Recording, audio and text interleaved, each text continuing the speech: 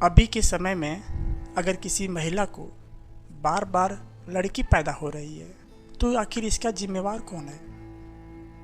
और अगर लड़के पैदा हो रहे हैं तो इसके पीछे भी जिम्मेवार कौन है? क्या अगर बार बार लड़की पैदा हो रही है तो इसका जिम्मेवार महिला है? और क्या अगर लड़के पैदा हो रहे हैं तो इसके पीछे जिम्मेवार लड़के हैं? समाज में अभी भी अगर किसी महिला को बार बार लड़की पैदा हो रहा है तो उसे ना गलत नज़र से देखा जाता है और यहाँ तक कि उसके साथ गलत शब्दों का भी प्रयोग किया जाता है। क्या नहीं सुनना पड़ता उस महिला को अगर किसी महिला को बार बार लड़की पैदा हो रही है तो, और उसे गलत तरीके से भी देखा जाता है। तो आखिर जिम्मेवार कौन है? एक महिला में बार बार लड़की पैदा हो रही है तो आखिर इसका जिम्मेवार कौन है? तो चलिए हम लोग संपूर्ण जानकारी लेते हैं इस छोटे से वीडियो में। आपको हम कोशिश करते हैं सब कुछ समझाने का। ये क्या है? लड़का है। वो क्या है? लड़की है। तो हम आपको अगर बता दें कि मनुष्य में क्रोमोसोम की जो संख्या होता है वो कितना होता है, तो 23 जोड़ा होता है। 23 जोड़ा कहने का मतलब है कि 46। लड़कों में 46 गुणसूत्र होते हैं और लड़कियों में भी 46 गुणसूत्र होते हैं। जोड़ा में क्या होता है, मतलब एक साथ होता है ना। तो 23 जोड़ा कहने का मतलब कि 23 जोड़ा यानी दो है तो 23 कितना हो गया? 46 हो गया। लड़कियों में सेम उसी तरह 46 होता है।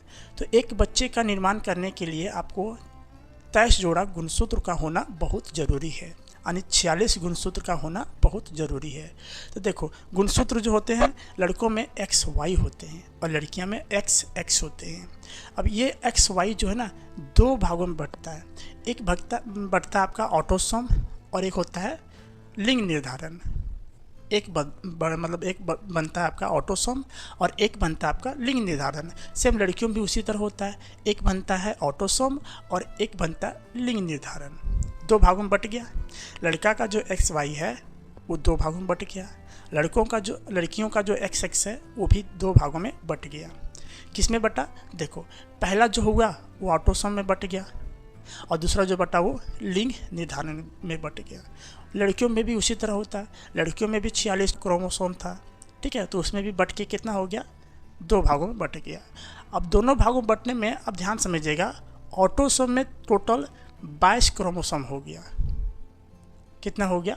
22 क्रोमोसोम। 23 जोड़ा था ना, तो उसमें से 22 क्रोमोसोम किस में आ गया? तो लड़के में आ गया। और एक जो बच्चा लिंग निर्धारण में उसमें एक क्रोमोसोम जाता है। और यही क्रोमोसोम जो एक क्रोमोसोम है वही डिसाइड करता है कि आप लड़के बनोगे या फिर लड़की बनोगे। सेम उसी तरह लड़कियों में भी ऑटोसोम और लिंग निर्धारण बट जाता है, दो भागों में उसमें भी बट जाएगा। तो ऑटोसोम में 44 यानी 22 जोड़ा रहेगा और एक उधर रहेगा। कितना हो गया? 23। 22 इसमें और एक उसमें, किसमें? 23 जोड़ा हो गया। तो 23 कितना हो जाएगा? 46 हो जाएगा। इसमें भी लड़का में भी उसी तरह हुआ, 22 इसमें आया और एक इसमें आया, तो 22 और एक कितना हो गया? 23 इसमें।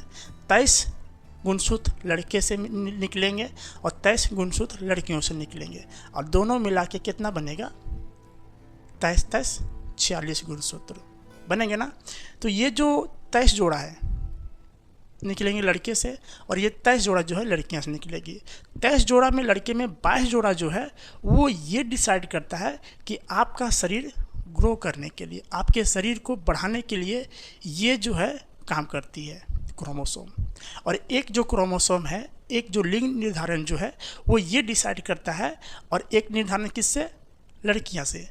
अगर लड़की से X निकला और लड़के से X निकला, दोनों में एक एक लिंग निर्धारण है ना, तो यहाँ से निकलेगा एक गुणसूत्र और लड़कियां से निकलेगा एक गुणसूत्र। उसके बाद डिफाइन होगा कि बच्चा लड़का होगा या फिर लड़की होगा। बाकी जो 22 जो ये क्रोमोसोम है उसका, लड़की का भी जो 22 क्रोमोसोम वो बाद में काम करता है। सबसे पहले काम कौन करता है? लिंग निर्धारण वाला, जो एक होता है दोनों में। लड़कियों में भी एक होता है और लड़के में भी होता है। तो अगर लड़का का अगर X निकला और लड़की का अगर X निकला तो XX मिले तो इसे लड़की बनती है। ध्यान समझिएगा, XX अगर मिले तो क्या बनती है? इसका लड़की बनती है। तो अगर X ना जाके Y जाए लड़का का और किसका है? लड़की का एक्स आए तो क्या हो जाएगा, एक्स और वाई हो जाएगा। और एक्स और वाई जो बनेगा वो किसका बनेगा, लड़का का बनेगा। अब हमें आप ये बताइए, हमने आपको पहले बताया था कि इसका जिम्मेवार कौन है। क्या एक लड़की इसके लिए जिम्मेवार है? नहीं, क्योंकि लड़की दोनों अवस्था में एक्स एक्स को ही भेजेगी। लड़की जो है ये कंफर्म है, ये कंफर्म है कि लड़की जो है दोनों अवस्था में, लड़का दोनों में से कोई एक भेजे, लेकिन लड़की दोनों अवस्था में एक्स एक्स को ही भेजेगी, ये तो कंफर्म है। वो अपने से नहीं भेज रही भाई, वो गॉड बना के रखा है कि वो दोनों अवस्था में भगवान वो उसका लक्षण दे रखे हैं कि दोनों अवस्था में क्या भेजेगी, वो एक्स एक्स को ही भेजेगी। दोनों अवस्था में डिपेंड करता है यहाँ पे पुरुष के ऊपर कि कब ये पुरुष एक्स भेजेगा, कब ये पुरुष वाई भेजेगा। अगर एक्स भेजेगा तो लड़की हो जाएगा, और अगर वाई भेजा तो लड़का हो जाएगा। समझ में आया? तो सारा का सारा खेल किसके ऊपर, एक पुरुष के ऊपर रहता है। सारा जो दोष होता है किसके ऊपर, एक पुरुष के ऊपर होता है। ये जो बोल देते हैं ना गांव समाज में कि आपका महिला पर ये है वो है, जो भी बोलना चाहते बोल देते हैं, नहीं बोलना चाहिए भाई।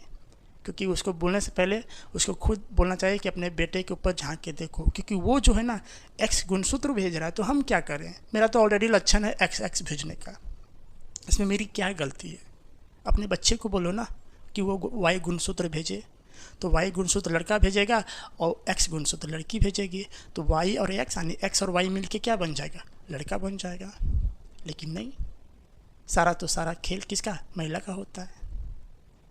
समझ में आया ये प्रोसेस कैसे होता है? तो ये सारा था, समझ में आया कि कब लड़का होगा कब लड़की होगा, होगा ना। ठीक है, अगर आपको डिटेल से इसके बारे में वीडियो देखना है तो हमने बना के रख रखा है देव मैथ्स एंड जनरल स्टडीज़ में। यूट्यूब पर जाइए और सर्च कीजिए, वहाँ पे आपको मिल जाएगा। खैर, ये तो वीडियो कैसा लगा आपको, अगर अच्छा लगा होगा, छोटी सी जानकारी थी, छोटी सी वीडियो में हमने सोचा आपको ये चीज़ बता दूँ, क्योंकि ये चीज़ ना बहुत प्रचलन में चल रही है, इस वजह से हम आपको बताने की कोशिश किया। अगर वीडियो आपको अच्छा लगा होगा तो लाइक ज़रूर कीजिएगा और शेयर भी दोस्तों को ज़रूर कीजिएगा इससे। ओके, मिलते हैं नेक्स्ट वीडियो में, तब तक के लिए